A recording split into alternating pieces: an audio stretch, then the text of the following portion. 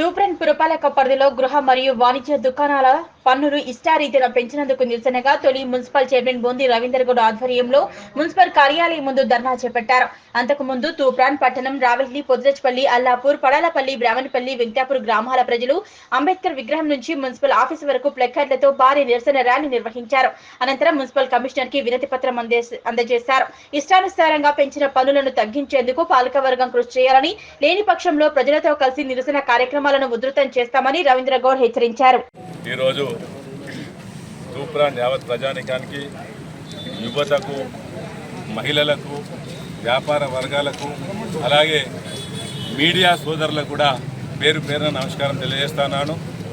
నేను మీ తూప్రాన్ తొలి municipal chairman Ravinder Goud గారిని, అలాగే మా పాలకవర్గ సభ్యులు మరి ఉమా సత్యలింగం గారు, పద్మ మల్లేశం గారు, లావణ్య దుర్గారెడ్డి గారు, బొంది అరుణ వెంకట్ గౌడ్ గారు, అలాగే మా పార్టీ నాయకులు ప్రెసిడెంట్ శ్రీకాంత్ గారు, అలాగే మా నాయకులు సత్తార్ భాయ్ అందరూ కూడా మేమందరం కూడా ఇవాళ యాక్చువల్గా ప్రజాస్వామ్యము ఇవాళ కూని అయింది. తూప్రాన్ మున్సిపాలిటీలో ఎక్కడ కూడా లేని విధంగా నేను అన్ని కూడా ఎవిడెన్స్ పేపర్తోనే మాట్లాడుతున్నాను.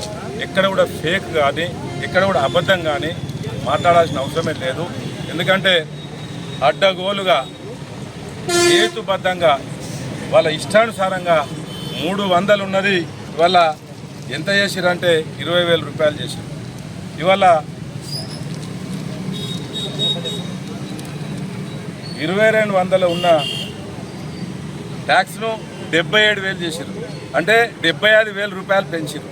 ఇవాళ ఒక్కొక్కటి ఇవన్నీ కూడా మరి 500 ఉన్నది 4 లక్షల రూపాయలు చేశారు.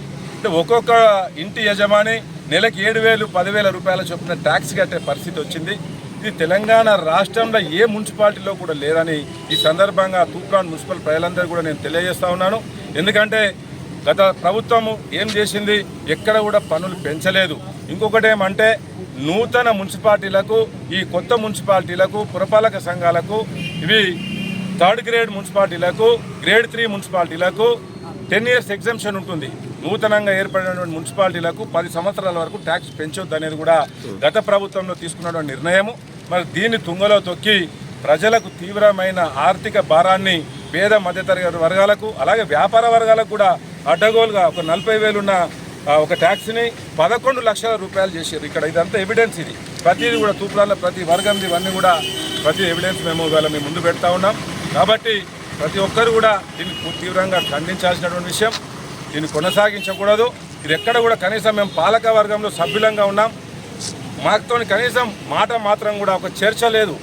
సభలో చర్చ లేకుండా ఏకపక్షంగా కాంగ్రెస్ పాలిత పాలకవర్గం ఇవాళ ఏ విధంగా పాలకవర్గం ఏర్పడదో మీకు తెలుసు.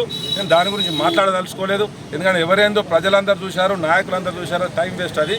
కాబట్టి ఈ పెంచిన ఇంటి పన్నులను వెంటనే పూర్తిగా ఉపసంహరించుకొని పాత పన్ను విధానాన్ని కొనసాగించాలని మేము ఈ యొక్క పాలక వర్గానికి, ఈ యొక్క గజ్వెల్ పార్టీని, గజ్వెల్ కాన్స్టిట్యున్సీలో ఈ ప్రభుత్వాన్ని నడుపుతున్న పెద్దలకు మరి మేము విజ్ఞప్తి చేస్తూ ఉన్నాం.